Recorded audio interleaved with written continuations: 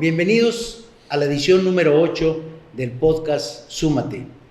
Estamos sumamente contentos porque en las estadísticas que se publican de cuántas vistas tienen los podcasts, ya logramos en uno de nuestros capítulos visitas arriba de los 10,000 visitantes. Agradecemos el interés que ha despertado este podcast.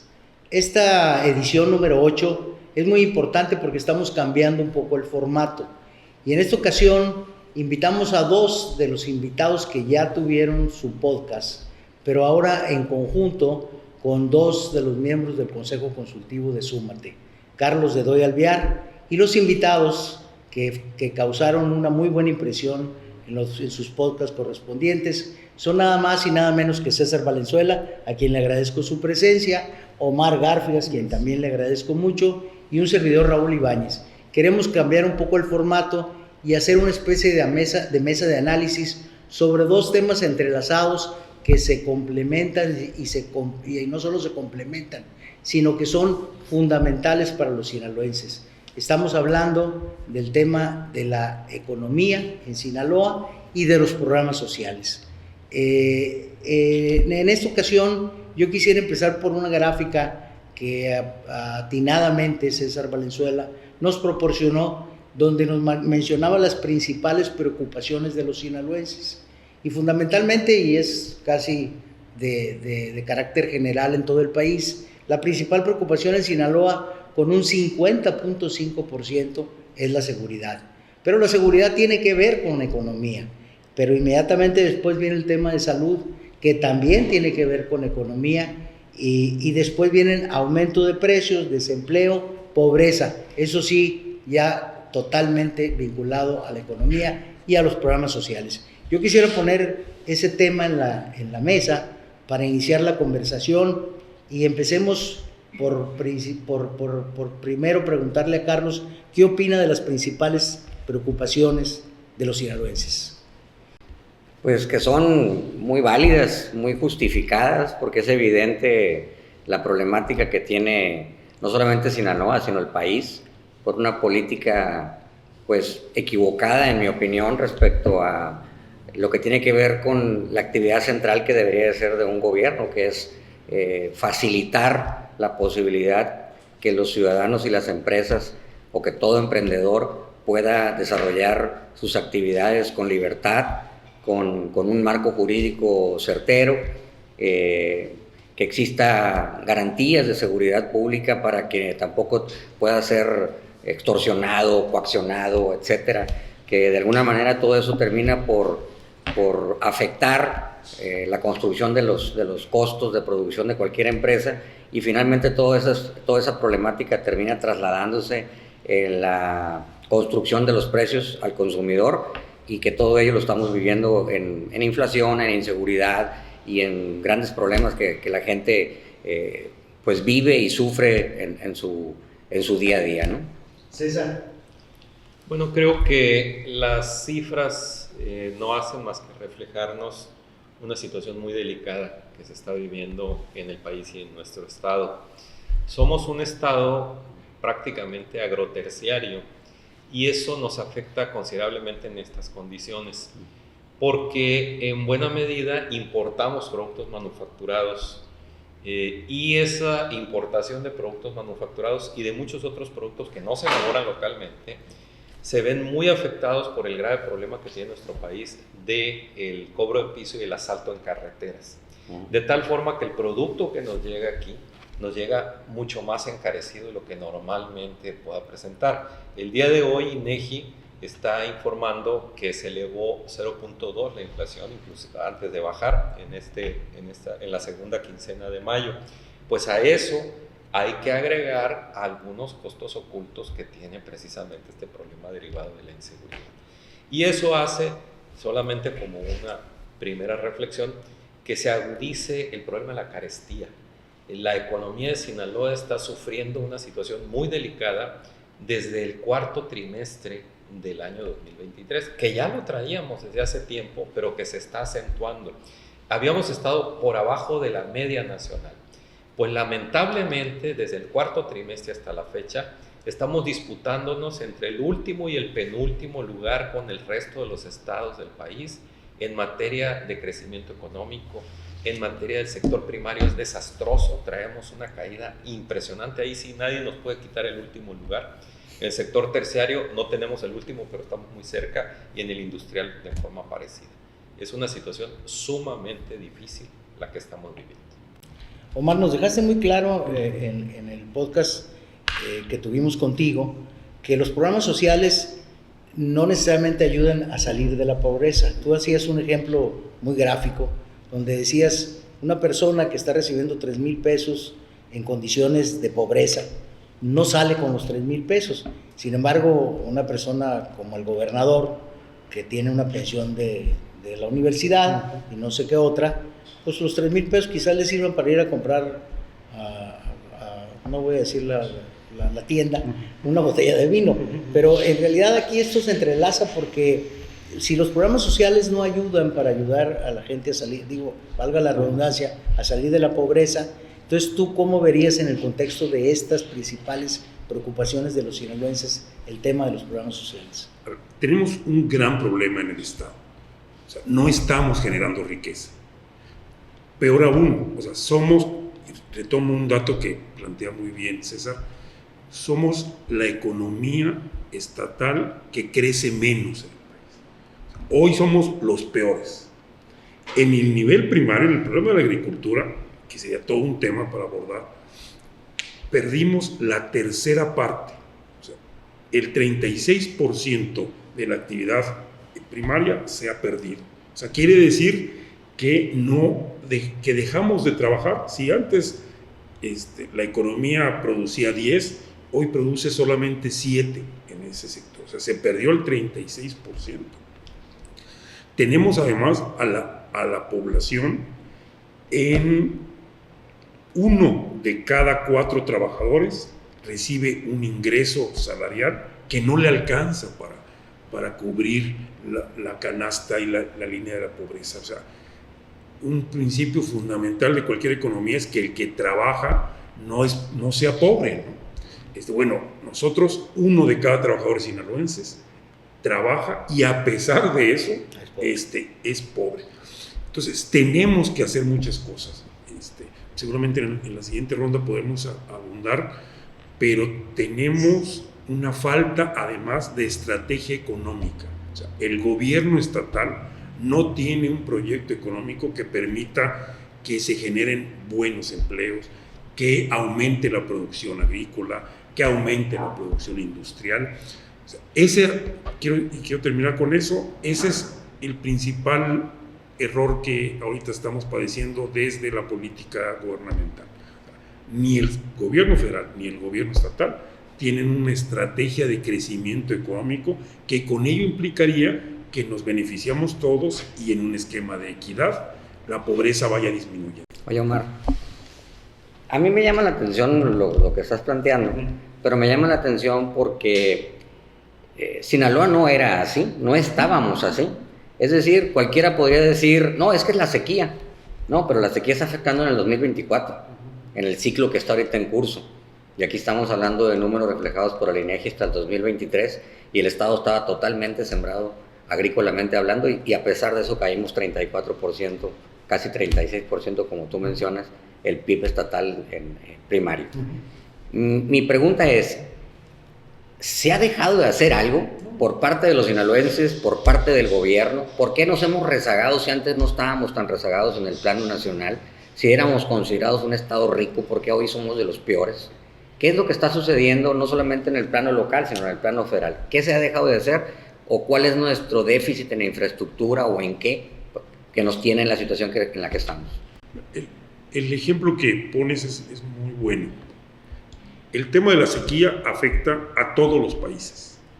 Es un problema global. Pero en cada país y en cada estado se toman medidas desde el gobierno para enfrentar ese problema y para resolverlo. Bueno, en México, para infraestructura hidráulica, en este sexenio se ha invertido 8,000 millones de pesos menos cada año. O sea, en total se han dejado de invertir 48,000 millones de pesos como se hacía antes. O sea, aquellos gobiernos malvados del neoliberalismo invirtieron más en infraestructura hidráulica, que es una de las maneras de enfrentar el problema. No vamos nunca a tener un buen uso del agua si invertimos menos en los programas para solucionar la sequía. En programas para mejorar la agricultura, para financiarla, para hacer innovación tecnológica, para dar seguridad social, se ha invertido 148,000 millones de pesos menos que los gobiernos malvados, ¿no? O sea, yo no quiero defender a esos gobiernos de antes, porque creo que sí podrían haberse hecho mejor, pero la solución no es invertir menos. Y dejo ya mi respuesta comparándolo con otros datos. O sea, a los agricultores sinaloenses no se les quiso apoyar, no se les quiso cumplir la promesa de 7,000 pesos por tonelada. Nice. Una promesa hecha. ¿Qué se necesitaban? Se necesitaban 5,400 millones de pesos de inversión. Bueno, ¿qué son 5,400 millones de pesos? Bueno, el fraude de Segalmex es de 9,000 millones de pesos. La nómina de los servidores de la nación es de 3,100 millones de pesos mensuales. O sea, al año. Los 6 años se les ha dado a los servidores de la nación 18,000 millones de pesos. A un puesto que, bajo el supuesto, creyéndole al presidente, que ahora ya no se necesita intermediarios porque el dinero llega a la gente, no tendrías razón de estar pagando una estructura que te cuesta 18,000 millones de pesos, ¿no? Para los militares, para que hagan una línea aérea, se les está dando 21,000 millones de pesos. Una línea aérea que no era necesaria, que no es función de ellos y que va a tener pérdidas los primeros años de 2,100 millones de pesos anuales. Entonces, se les escatima a los agricultores sinaloenses 5,400 millones, y por otro lado, ya sin mencionar el sobreprecio de 150,000 millones de pesos para Dos Bocas y de 300,000 millones de pesos por falta de planeación hecha, ¿no? Entonces, las decisiones económicas, tanto del gobierno estatal como del gobierno federal, lo que han hecho es llevarnos a este nivel que plantea César. Somos una de las peores economías del país, y comparándonos con el resto del mundo con el que competimos, pues estamos más en la lona.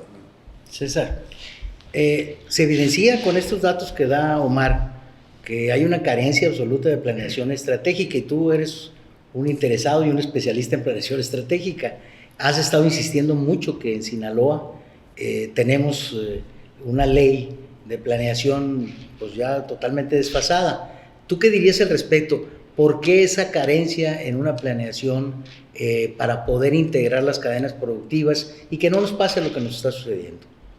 Bueno, en términos estructurales, lamentablemente no nos preparamos, ¿no? Ya lo hemos comentado, ni para el NAFTA, que fue el primer tratado de libre comercio, ni para el TEMEC, que es el segundo tratado comercial con América del Norte. Y eso obviamente nos ha colocado en una posición desventajosa en el ámbito nacional. No obstante, en aspectos que podríamos decir, bueno, los actuales gobiernos no pueden ser responsables de lo que desde hace 30 y tantos años tendríamos que haber empezado a hacer.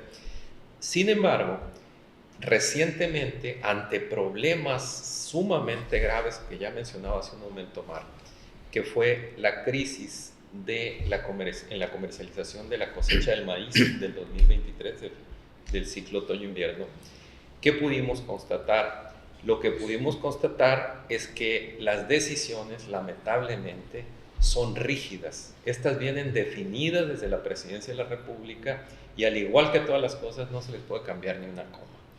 Eso implicó, y aquí es una parte muy importante, el gobierno de Sinaloa solicita un crédito de 3,800 millones de pesos para comprar una buena parte de esa producción. Para comprar algo prácticamente estaba cumpliendo una función similar a lo de Segalmex, que bueno, no se necesita mucho para ser igual que ellos, ¿no? Por todo la ineficiencia que han demostrado, pero tomaría yo como referencia lo que había antes en Acerca, lo que había antes en Conasupo. Vamos a hacer un trabajo básico. Eso no es tan sencillo, es decir, en términos de planeación precisamente hay que revisar cuál es la capacidad de acopio, cuál es la capacidad en términos de financiamiento, la tipología de los productores, pero a lo que voy es a lo siguiente: a esos 3.800 millones de pesos hay que agregarle más de 400 millones de pesos de costo financiero. ¿Por qué? Porque si nosotros aplicamos una tasa de interés y las comisiones correspondientes a los 3.800 millones de pesos que se contrajeron el año pasado como deuda pública que debemos todos los sinaloenses, ¿sí? A eso hay que agregarle algo todavía más fuerte, que son 1.500 millones de pesos aproximadamente, y no estoy exagerando, en lo que son costos de almacenamiento, de fumigación y de otros aspectos inherentes a la conservación y al manejo de todo ese producto de maíz que está ahí en ese caso. Pueden variar un poquito las cifras, pero andamos en aproximadamente 5.200, 5.400 millones de pesos de eso. Ahorita hablaba Omar cómo se podría haber llegado a una solución y las cifras son prácticamente las mismas. El problema más grave es que ahorita tenemos una deuda, ¿sí?, de esa magnitud, y aparte de eso el problema está ahí porque la producción no ha salido y es muy poco el movimiento que ha habido, y si sale eso va a generar un problema todavía más grave en las cosechas de maíz que se están levantando en este ciclo. Eso nos habla de una ausencia por completo de la planeación. El hecho de haber definido una tipología de ese tipo de productores, pues para empezar nos refleja que se desconoce la realidad del campo sinaloense, porque sabemos que para que un productor de maíz sea eficiente, no lo puede lograr en una superficie de 5 hectáreas, difícilmente en 10 hectáreas, tal vez en 15 hectáreas si está en duda, porque sabemos que el cultivo del maíz implica una serie de técnicas de alta eficiencia, si es que se busca un remanente, ¿no? Ese es por una parte. Por otra parte, otro de los problemas que existen es que, para empezar, el Estado, el gobierno del Estado de Sinaloa, al igual que el resto de los gobiernos de los estados, no tiene entre sus facultades el desarrollar este tipo de funciones, es decir, de ser un intermediario para comercializar, etc. En todo caso, y aunque no les parezca, lo más indicado es crear un fideicomiso para esos fines, pero al crear el fideicomiso, obviamente, pues se tiene que buscar cuánto va a aportar la federación, quién va a respaldar estos recursos y sobre todo tener apoyo de las grandes instituciones financieras de este país. Un estado no puede, las finanzas de un gobierno estatal no dan para eso. Ahora bien, ¿cuál es el expertise que se tiene por parte de las autoridades estatales para manejar esta cantidad de grano que está almacenado? No solamente es conservarlo, sino estar buscando cómo comercializarlo, ya lo comentaste. Sí. El precio anda abajo y ya tenemos encima la producción de este ciclo, que ya se está levantando en buena parte del estado y que culmina a principios del próximo mes. Entonces, a esto se va a agravar con una cantidad muy elevada en la oferta del maíz y por lo mismo el precio tenderá a caer. Y esto nos lleva otra vez al problema, el diferencial, que ese diferencial va, en este caso, afectando seriamente. Las cifras son aproximadas porque no sabemos exactamente, no hay información del movimiento, es decir, qué cantidad se está vendiendo, qué cantidad se está, manejando en ese sentido, pero ronda en los 5.520 millones aproximadamente, y sumando. ¿Por qué sumando? Porque cada tantos días hay que agregarle más costo de almacenamiento, más costo de fumigación, más costo de movimiento. Y diarios entre eso. Y obviamente se debe de estar viendo, y es lo más lógico, que se esté buscando que alguien que se dedique a esto profesionalmente esté llevando a cabo algún proceso de negociación, y que eso cuesta también. Pero aparte de esto, César, déjame incluso darle un giro a la conversación, porque al inicio de esta mesa hablamos del efecto que está teniendo en la gente el tema de la inflación. Tenemos que la tortilla en el 2018 valía 14 pesos y el maíz valía 4,000. Hoy el maíz otra vez está en 4,000, pero estamos comprando la tortilla a 27 pesos. ¿Dónde está quedando el dinero? Bueno, así muy rápido lo comento, ¿no? Hay un tema en nuestro país de oligopolio, ¿sí? Pero más que nada yo lo reflejaría en estos términos. Un monopolio es cuando alguien tiene la venta exclusiva de algo, como sucedía con Pemex cuando vendía la gasolina y era el único que existía. En nuestro país prácticamente lo es Maseca y Minsa, que no refleja mucho, y otros. Pero hay un aspecto mucho más delicado. ¿Quién compra la mayor parte de la producción? Pues el que más produce, y en este caso es el Gruma o Grupo Maseca. Entonces aquí tenemos el caso de un comprador importante, que en economía le llamamos monopsonio. ¿Sí? Okay. Y suponiendo que sean pocos, sería un oligopsonio, pero no vamos al tema teórico, vamos al problema que tenemos. ¿Qué sucede? Los precios están deprimidos por la gran cantidad de producto que hay. Obviamente el industrial dice, pues yo compro lo que necesito, y ahí se queda la otra cantidad importante. Ante eso, ¿qué es lo que se tiene que hacer? Tomar medidas apropiadas, definir políticas públicas apropiadas en el ámbito nacional para que esto se pueda ir llevando desde un principio, cuando se habla de una autosuficiencia alimentaria que realmente quedó solamente en sueños, ¿no? Pero el grave problema es ese. Tenemos un producto muy caro que es básico, elemental, que es la tortilla, 25, 27 pesos, y tenemos un producto que es el orgullo de Sinaloa, el esfuerzo por el maíz blanco, que tiene un precio bajísimo y que no sabemos todavía si se va a desplomar más, ¿no? Esa es una gran paradoja que requiere de políticas públicas muy efectivas, nacionales y locales. Omar, ¿tú qué opinas respecto a ese tema? Mira, ahí es el valor de los órganos reguladores. Estos órganos reguladores que al presidente no le gustan son en realidad los esquemas institucionales que permiten que nadie abuse de otro sector y no se den este tipo de paradojas donde todos perdemos y solamente hay un gran ganador. La verdadera lucha contra la oligarquía, contra los abusadores, es a partir de instituciones fuertes que regulen el mercado. Pero al presidente no le gustan esos órganos reguladores porque lo que quiere es sustituirlos por la decisión personal de él. Entonces ahí estamos en una gran paradoja. Esa lucha contra el enemigo, la mafia del poder, en realidad no se está dando y se está sustituyendo a órganos importantes como la COFESE, como las instituciones, como el propio INAI, incluso para cuestiones de transparencia, por la decisión autoritaria del presidente. ¿Qué significa eso? Que en realidad no hay una lucha real contra ese abuso económico. Y aterrizo acá en el Estado y en nuestra economía. O sea, no tenemos una política económica, ni federal ni estatal. No hay un proyecto económico del gobierno del Estado. Y eso entonces se refleja en muchas cosas. ¿Qué hay? Pues tenemos ocurrencias, lo describió ahorita muy bien César, ocurrencias mal operadas, políticas no basadas en evidencia y con grandes lagunas. O sea, los grandes problemas no se están atendiendo. No tenemos una política agrícola. O sea, ¿qué pasa? Cada ciclo vemos que con medidas medio mal hechas logramos salir al siguiente mes y en los ciclos siguientes vendrán. Otra vez. O sea, tenemos, por ejemplo, ya una gran cantidad de informalidad en el Estado. O sea, el 44% de la actividad económica de los trabajadores laboran en la informalidad. Y déjenme darles un dato muy preocupante.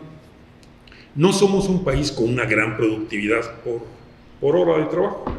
El promedio nacional es de 212. Las economías europeas, donde la gente vive bien, como deberíamos vivir todos nosotros, tienen productividades de 600, de 700, ¿no? Equivalente a pesos, ¿no? El año pasado, la economía de Sinaloa tenía una productividad de 190 pesos por hora. Este año bajó a 178 pesos. O sea, ¿qué es necesario ahí? Pues tendríamos que hacer un gran esfuerzo, una gran misión, un gran proyecto y un plan económico para mejorar la productividad de las empresas. El 95% de las empresas del Estado son microempresas. Entonces, que están en su funcionamiento muy alejadas de la vanguardia. O sea, la brecha entre esas microempresas y las empresas más eficientes es muy alto. Que tendría que haber un gran proyecto estatal que dijera cómo vamos a ayudarlas a que digitalicen, a que manejen mejor sus inventarios, a que la tecnología más avanzada pueda ser abarcada por ellos. Pero no lo hay. Entonces, esas empresas viven de pagar poquito, de pagarle poco a los empresarios. Su rentabilidad está basada en eso, de no pagar los impuestos, de no mejorar, de no reinvertir. ¿Sí? Hay muchas cosas que se pueden hacer alrededor, esquemas de financiamiento, grandes campañas. Yo veía el segundo informe de gobierno y daban resultados, o sea, de verdad irrisorios. ¿Cuántas mujeres se apoyaron? Y entonces la Secretaría de Desarrollo Económico presumía que había apoyado 64 mujeres.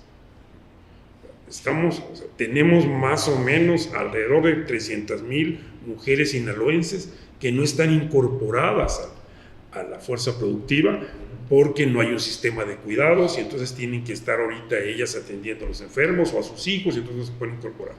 Y la Secretaría de Desarrollo Económico anuncia que apoyó y además lo proclama en el informe de gobierno como un logro. O sea, no tenemos políticas para ello.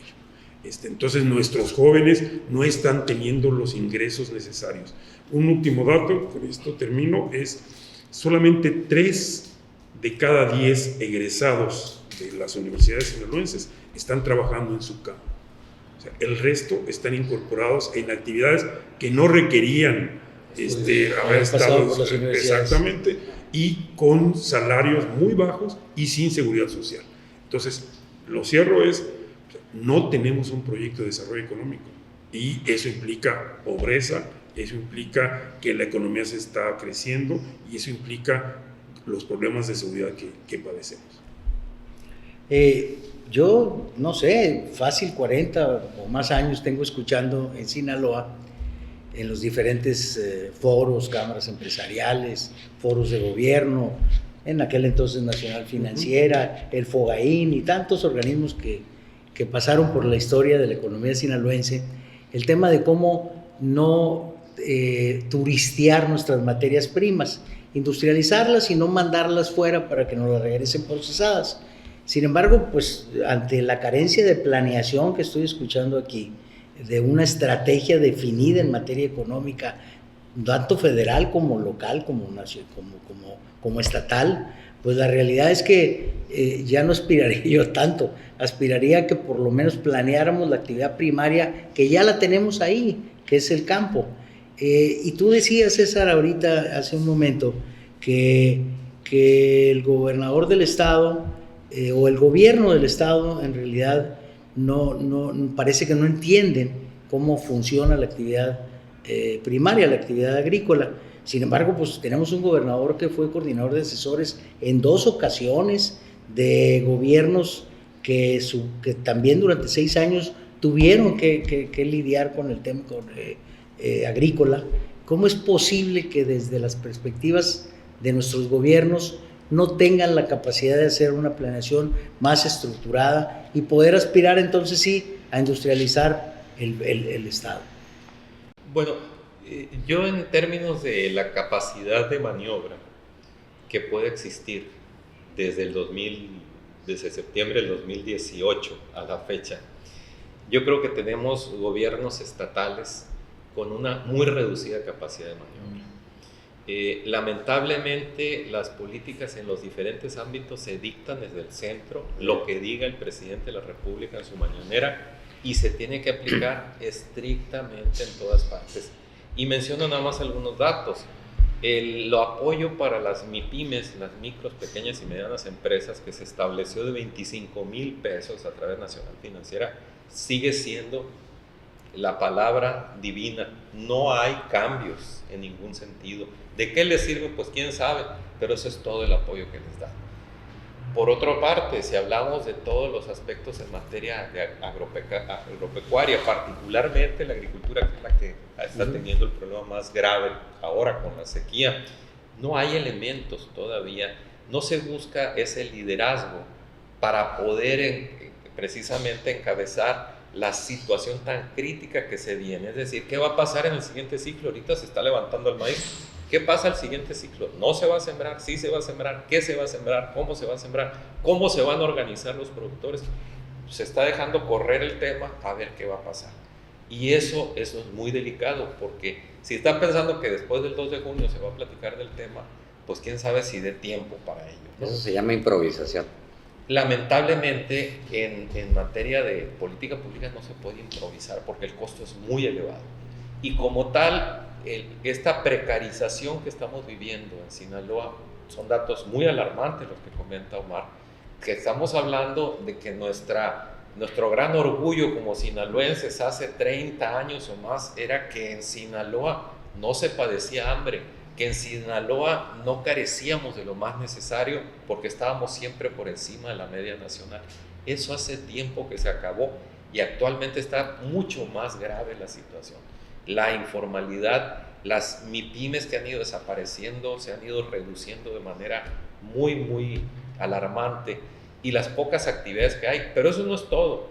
Tenemos de frente la gran oportunidad del siglo, que es precisamente el nearshoring, y que se ha convertido en eso nada más, como ya lo hemos escuchado en muchas ocasiones, los sueños de opio, ¿sí? Pensamos que solo se van a resolver las cosas, y aquí, si no actuamos y no nos ponemos listos, no somos estado fronterizo, pero estamos cerca. No somos un estado con puertos muy desarrollados, pero tenemos condiciones para hacerlo. Pero ¿qué estamos haciendo? Todavía, ¿qué estamos esperando? Por allá llega a haber una luz, un destello de que llega una planta para producir hidrógeno verde en el norte, y decimos, ya se arregló el asunto. Bueno, pero ¿cuánto falta para eso? Son como las promesas que hay en Nuevo León de que va a llegar una planta Tesla y todavía no se sabe ni cuándo ni cómo, ¿no? Esas cosas no se manejan así. Se tiene que trabajar con mucha intensidad y con mucha definición para que eso se logre. Ese es un gran reto. Te escucho sobre el tema de la productividad y yo tengo la impresión, quizás me equivoque, pero en el sentido de que ser productivo cuando estás perdiendo, pues es muy difícil lograrlo. Y aquí lo que estamos viendo es un estado de Sinaloa que caímos en una espiral de decrecimiento. Empezamos fuerte el año pasado, iniciamos el 2024 con el reporte que acaba de dar el INEGI en materia de industria también de decrecimiento, con un 50% prácticamente de la superficie agrícola sin cultivarse, con una sequía a todo lo que da, pues difícilmente vamos a salir del agujero en el 2024. Lo más seguro es que aún pronunciemos la caída. Todo este escenario, concatenado con el tema de la pobreza y lo que dice César respecto a que el orgullo que teníamos como sinaloenses y que hoy pues ya no es tanto y que cada vez nos estamos convirtiendo en un estado pues donde la pobreza está creciendo. Quizás el discurso oficial es distinto, ¿no? Porque lo quieran justificar con sus programas sociales, pero la realidad de las cosas es otra. Yo veía un flyer ahí, casi un meme, ¿no? Que ejemplificaba cuánto era el salario mínimo mensual de 2018 y cuántos gancitos podías comprar con eso. Comprabas 280 gancitos con el sueldo de un mes. Hoy el gancito, en aquel entonces valía 11 pesos, hoy vale 23 pesos el gancito, con todos los incrementos que presume el gobierno federal del salario mínimo, pues ahora resulta que nomás compras 270 gancitos. Es decir, el poder adquisitivo tampoco se ha visto engrandecido, superado, pues de modo tal de que la sociedad o quien gane el salario mínimo pueda vivir mejor. ¿Cómo ves tú ese análisis en general en términos de lo que tú hablas de la productividad, la pobreza, el poder adquisitivo, el desarrollo económico, el crecimiento? O sea, ¿de qué manera podemos resolverlo en Sinaloa en el sentido de que estamos ante un escenario en el que estamos ya en los últimos lugares nacionales? ¿Cómo salir de eso? ¿Qué tenemos que hacer? Déjame decir primero en términos económicos, luego en términos políticos. Necesitamos una gran inversión que cierre las brechas tecnológicas que tenemos con respecto a las vanguardias. Ese es el fundamento de todo crecimiento económico. Si tú tienes un esquema de producción, un modelo de negocios que te da 10, pero la vanguardia está produciendo 100, tienes que ver cómo cierra la brecha y alcanzar. Para eso se necesitan estrategias políticas. César lo apuntaba bastante bien ahorita. Todo ello requiere atender cada una de las particularidades de regiones.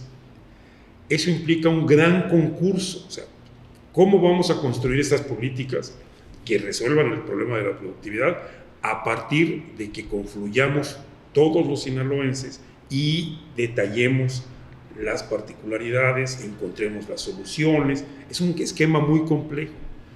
El autoritarismo nunca tiene esas soluciones, porque el autoritarismo va a decidir uno desde México. La polarización, y en eso se equivoca el populismo, es además dividir entre buenos y malos. Y entonces tenemos un enemigo al cual hay que excluir. Bueno, esa es la peor forma de hacer política. Porque lo que requerimos es lo contrario, es todos los intereses legítimos de los sinaloenses debemos concurrir para encontrar la solución y las diversas aplicaciones a los distintos problemas. Así se deconstruyen las políticas públicas acertadas. Pero este esquema político del populismo tiene esos dos rasgos. Primero, el autoritarismo, de decir, no, aquí hay un gran héroe y ese es el Salvador, y a él se recurren puras cosas muy buenas. Y se le ocurrió la megafarmacia para solucionar el problema de atención de 8 millones de recetas que no se resolvían. Entonces se le ocurrió y se invirtieron 3,000 millones de pesos para hacer la megafarmacia, y la megafarmacia solamente atiende 2 recetas diarias. Ese es en sentido contrario. Y además el decir, bueno, nosotros tenemos unos enemigos y hay unos seres malvados, entonces que hay que combatirlos y que no hay que platicar con ellos. Y hoy además estamos viendo, no solamente son malos y hay que votar en contra, sino hay que perseguirlos. ¿Y quiénes son esos que hay que perseguir? A todo el que hable mal del héroe. Bueno, y entonces así no vamos a encontrar la solución. ¿Qué necesitamos? Te insistiría. Tenemos un problema de productividad, tenemos un problema de empresas que necesitan crecer, cerrar sus brechas para poder pagar buenos salarios y para ser eficientes. Pero eso implicaría una política pública donde el concurso de todos los sectores sea aceptado. Por eso necesitamos ir en camino distinto al autoritarismo y a la polarización. Los americanos tienen un término que no sé si tenga una traducción literal, que es cleavage, que es clivaje. En realidad es, pues tú lo estás diciendo, es excluir a la parte que no está de acuerdo conmigo. La exclusión no nos va a llevar a nada. Estamos inmersos en plenas campañas políticas. En menos de 3 semanas vamos a tener las elecciones más grandes y yo creo que más importantes, porque precisamente lo que dice Omar, la polarización nos ha llevado a excluir unos a otros. Así yo creo que no tenemos ningún buen destino, porque estamos excluyendo a la parte que, porque no está de acuerdo conmigo, a lo mejor puede aportar algo valioso a la discusión. Y obviamente en las discusiones siempre hay algo valioso, César. Ahorita en plenas campañas políticas, en realidad yo tampoco estoy escuchando mucho de ninguna de las partes que haya tratar de eliminar esa exclusión de uno con otro, ¿no? ¿Qué deberíamos de estar escuchando desde el punto de vista económico y de superación de la pobreza y sobre todo de darle dignidad a los mexicanos? Creo que a final de cuentas esa debería ser el meollo, el leitmotiv de la discusión. Sí, yo creo que en los diferentes ámbitos, si estamos hablando del federal, el estatal, el municipal, tendríamos que estar pensando estamos hablando del deber ser, ¿no? En aspectos que estén viendo a largo plazo, a mediano y a corto plazo. En el largo plazo sabemos que este país no puede seguir adelante sin planeación. Bueno, ese es uno de los aspectos, y sobre todo que nos queremos subir al tema del nearshoring, tiene que haber mucha planeación, traemos problemas muy serios que están ya reventando ayer y antier de suministro de energía eléctrica. Tenemos un problema gravísimo de educación, donde la educación es más que nada ideologización de acuerdo a los nuevos esquemas, y eso no les sirve a estas nuevas empresas que van a llegar y este nuevo horizonte en el que queremos incursionar. En el ámbito del mediano plazo, tenemos que plantear aspectos que sean un poco más tangibles como tal, buscando aspectos que vayan relacionados al desarrollo inclusivo. Es decir, no seguir pensando que los diferentes segmentos deben de seguir por su ruta a como vaya, sino buscar soluciones colectivas en algunos aspectos. Y aquí estoy hablando, por ejemplo, voy a ejemplificarlo en el desarrollo económico de Sinaloa. No puede ser que esto sea definido por élites, ya sea en el gobierno o ya sea en la iniciativa privada. Tiene que haber una apertura para definir estos esquemas. Y no estoy hablando de entrar en un esquema populista para ello, no. Estoy hablando de representatividad regional y representatividad en términos de grupos económicos como tal, pequeños, medianos, grandes, ¿no? Y junto con eso, yo incorporaría otro aspecto que tiene que ver con el ordenamiento territorial. O sea, no se ha tocado absolutamente nada de eso, porque eso la gente como que no lo ve muy cerca. Como que dice, no, pues un ordenamiento territorial en las ciudades o en los municipios, pues esto lleva tiempo y no me trae votos, entonces como que no aprovecho bien el momento. Sin embargo, ese es un tema crucial. Ahorita no nos ha tocado porque estamos en el fenómeno de la sequía, pero cuando hemos tenido lluvias torrenciales o lluvias puntuales, que le llaman que cae mucha agua en un mismo lugar por bastante rato, hemos tenido desastres delicados. Y esto tiene que ver mucho con el ordenamiento territorial, que no solamente son aspectos de carácter urbano, tiene que ver con economía circular, tiene que ver con una multiplicidad de factores que es necesario que los ayuntamientos trabajen en eso. Y aspectos muy inmediatos que vayan orientados también al tema del empleo, que creo que es la parte central de todo. Sobre todo, empleo y salario no se pueden dividir. Sobre todo, ya lo comentó y lo explicaba muy bien Omar, el nivel que tenemos en Sinaloa, por ejemplo, de egresados que están trabajando en áreas para las que se preparaban, es muy, muy reducido. Sobre eso hay que trabajar más, pero también podemos trabajar más en el ámbito de la formalización de varios de muchos de estos estudiantes o incluso personas que tienen una educación trunca, que abandonaron sus estudios por alguna razón, ya sea al concluir la preparatoria o en el curso de la carrera, para buscar algunas capacidades que puedan certificarse. Y si me permiten así muy rápidamente, yo les doy un ejemplo. Hay una gran cantidad de jóvenes que tienen bastantes habilidades en aspectos que son muy demandados en el mercado, sobre todo en términos del marketing, ¿sí? Algunos manejan muy bien las redes sociales, algunos manejan muy bien el diseño, algunos tienen un poco de idea cómo desarrollar algún concepto para comercializarlo.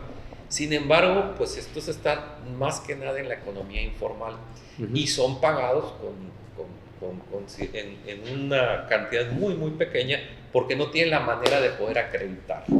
Hay programas que espero que no lo hayan desaparecido hasta el momento, creo que todavía no ha desaparecido, que se llama Conocer. ¿Sí? Existe en el gobierno hace ya como 15 años y ese programa es certificar competencias laborales. Se pueden llevar a cabo acciones de ese tipo en el ámbito municipal, reclutar jóvenes para poderles generar, Conocer emite un certificado así como los de preparatoria, secundaria, federales que dicen CEP y que dice, por ejemplo, en el caso de algunos trabajadores del campo, tractorista, por decir algo, sí, ¿no? Que sabe manejar tales y cuales equipos. En este caso puede ser un técnico en el manejo de redes sociales, pero obviamente no nada más es pedirlo, es todo un esquema que se tiene que hacer. Y así como eso hay que buscar otras opciones para resolver problemas de más fondo. No venir a prometer soluciones donde se habla mucho de dinero, del cual no sabemos por dónde, hasta dónde se vaya a llegar lo que ya se avisora una terapia intensiva de las finanzas públicas, ¿no? Ya estamos llegando a un punto muy delicado. Crítico, así es. Fíjate, perdón, Raúl, yo veo pues, un esquema no solamente nacional, sino estatal, en donde Afortunadamente, a pesar de que las finanzas públicas están en un grado ya de estrés que pueden llevarnos hacia una posible crisis fiscal quizás, ¿no? Afortunadamente, pues hay muchos fundamentos todavía sólidos que nos permiten creer que podemos amortiguar por un plazo determinado todavía una posible crisis. Pero yo lo que voy es a lo siguiente: ese escenario nacional ha permitido que, a pesar de estos 5 malos años de gobierno, yo digo malos años porque estamos hablando de un crecimiento que no llega al 1% en 5 años, 0.9. entonces 0.9, pues entonces simple y sencillamente no podemos calificarlo de bueno, en términos económicos y en términos de derrama económica, de creación de empleo, etc. Porque esos 1.8 creo millones de nuevos empleos formales que presume la administración federal, yo, si mal no recuerdo, el tema de la regularización de las outsourcings permitió que ingresaran como 800,000. Entonces no son creación de nuevos empleos, esos 800,000 ya existían, nomás que estaban de alguna manera no en la contabilidad, llamámosle así, de los que recibían pues seguridad social formalizada, ¿no? Entonces, tampoco en empleo ha habido un crecimiento importante en el que el país se ve beneficiado. Pero aún así, en ese escenario, hay estados de la República que han logrado sobresalir. Jalisco, Querétaro, Aguascalientes, Nuevo León, muchos estados que, a pesar del escenario adverso nacional, están teniendo la capacidad de ser atractivos para que la inversión extranjera y la inversión privada nacional esté generando crecimiento y desarrollo en sus estados. Sinaloa no lo hace. ¿Estamos mal ubicados geográficamente o cuál es nuestro problema? Porque toda la franja fronteriza tiene la ventaja de estar pegada a Estados Unidos. La franja del Bajío, pues a la Ciudad de México, a las áreas de consumo, un clima también benigno en términos de menores costos para cualquier planta industrial que se establezca, porque no ocupan prácticamente aire acondicionado más que en muy breves plazos del año. Sin embargo, en Sinaloa tenemos condiciones adversas en ese sentido. Es decir, ¿cuáles son los pros y los contras que tiene el Estado y por qué seguimos cayendo cada vez más? Yo cuando decimos que disminuyó que no creció la economía, no estamos diciendo que los sinaloenses nos quedamos dormidos mucho tiempo. Claro. Que antes, en lugar de dormir 8 horas, ya dormimos 11. No, decimos que no se tomaron las medidas de política económica adecuadas. En eso está el tema. Hay países que viven, por ejemplo, como Corea del Sur, que viven aislados, son chiquitos, son poquitos, o Japón, en realidad son islas, y desarrollan una política económica adecuada para convertir esas situaciones en una ventaja y poder avanzar. Nosotros además no estamos en una situación desventajosa, o sea, tenemos 3 aeropuertos internacionales en el estado, 2 puertos, una red de carreteras que atraviesa todo el estado. La zona serrana solamente es habitada por 70,000 de los 3 millones de habitantes. O sea, no estamos incomunicados y aislados. ¿Qué ha pasado? Yo insisto, o sea, lo que no hemos tenido es una política adecuada para aprovechar estas situaciones. En 1990 se cambió la estrategia económica. Apertura y libre comercio y competir. No nos preparamos, lo dijo muy bien César al inicio, no aprovechamos esas posibilidades. Ahora del nearshoring, les pongo un ejemplo muy concreto. Jalisco está más lejos de nosotros que la frontera, ¿no? Pero Jalisco está teniendo mucho más recepción de nearshoring que nosotros, ¿no? Más o menos como 10 veces más. ¿Por qué? Porque Jalisco hizo una estrategia y dijo, a ver, vamos a dedicarle tantos millones de pesos a la compra de terreno para naves industriales para que llegue el nearshoring. Vamos a fortalecer todas las instituciones de educación superior para que logren crear los cuadros educativos que necesita el nearshoring. Bueno, entonces vamos además hacer un fondo especial para que las empresas locales se encadenen a ese nearshoring. Entonces, si llega el nearshoring diciendo, yo ocupo bulitos de agua, bueno, aquí va a haber una empresa que nosotros le vamos a financiar para que te haga eso. O sea, 3 medidas. 4, vamos a hacer una modificación de las leyes locales que permitan que tomemos las decisiones fáciles y además que sean honestas y transparentes. Ellos tomaron 4 medidas y los financiaron. ¿Y eso qué tiene como conclusión? Pues tiene como conclusión que están llegando las empresas allá y ellos están más lejos que nosotros. Una pregunta vinculada a lo que está diciendo, nada más como para poner en perspectiva. Del tamaño del presupuesto que tiene Jalisco, ¿cuánto destinó para ese tipo de políticas y qué porcentaje Sinaloa aplica? No, a ver, le destinó alrededor de 5,000 millones de pesos, que en el marco total no es mucho. Y aquí nosotros no tenemos una política de nearshoring. O sea, la Secretaría de Desarrollo Económico y el gobierno estatal han hecho, el otro día vi que presumían un viaje a Phoenix. Y decían, Phoenix, pues ese ni es un centro de desarrollo económico importante, además. O sea, no hay una estrategia. O sea, no han anunciado, no tienen, mucho menos tienen una fuente de financiamiento. Esa es la diferencia. Al que le va bien es al que hizo planeación, al que hizo una estrategia, al que vio evidencias, al que juntó. Al que no le va bien es al que improvisa, le dan ocurrencias o sigue las inercias. O sea, muchas veces llega la gente al gobierno y pregunta, ¿qué programas se hacen aquí? Pues se hacen eso. Pues vamos a seguir haciendo. Y siguen haciendo lo mismo. No se adaptan a estas circunstancias. Y el asunto con nosotros, insisto, ya es muy grave. Ya tenemos que decidir formas acertadas. Por eso la decisión del 2 de junio es fundamental. O sea, ¿qué voces van a llegar a los congresos a decir necesitamos hacer políticas diferentes? O sea, ¿qué voces vamos a tener? ¿Qué mandos vamos a tener las administraciones municipales? Que digan, bueno, aquí en Culiacán, ¿cuál va a ser el proyecto de desarrollo económico? ¿Cuál es hacer el ordenamiento territorial? O sea, ¿cómo vamos a organizar Sinaloa? ¿Cómo vamos a organizar Culiacán, los distintos municipios? Entonces, por eso te decía hace un rato, hay decisiones económicas y también hay decisiones políticas. Pues a manera de conclusión, un tema que queda claro en la mesa y que César lo ha estado manejando desde hace ya mucho tiempo, es el tema de la ley de planeación, que es una ley de planeación desfasada.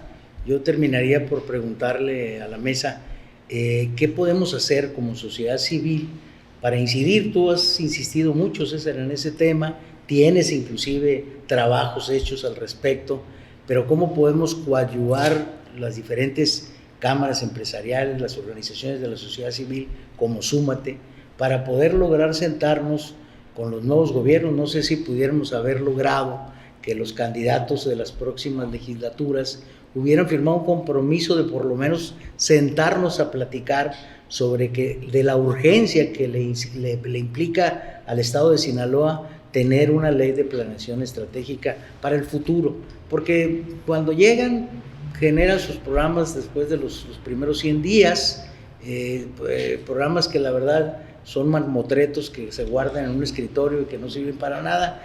Yo les preguntaría a los dos que hicieran una última reflexión, ¿qué podemos hacer? Empezando por ti, César. Sí, yo retomo algo que comentó hace un momento Omar. Él hablaba, no tenemos una política económica. Yo me iría un poquito más allá. No solamente no tenemos una política económica, no tenemos un modelo económico. El modelo económico es algo mucho más amplio, de mucho más largo plazo, pero un modelo económico difícilmente lo puedes desarrollar sin la planeación.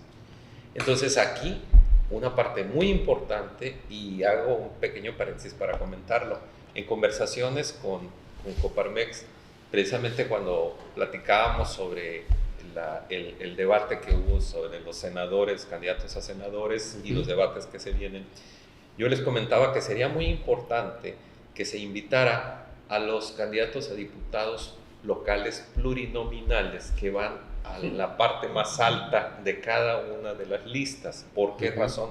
porque ellos tienen la certidumbre que van a ser diputados. Sí. Pero hay que preguntarles y hay que ver si están comprometidos a impulsar una nueva ley de planeación.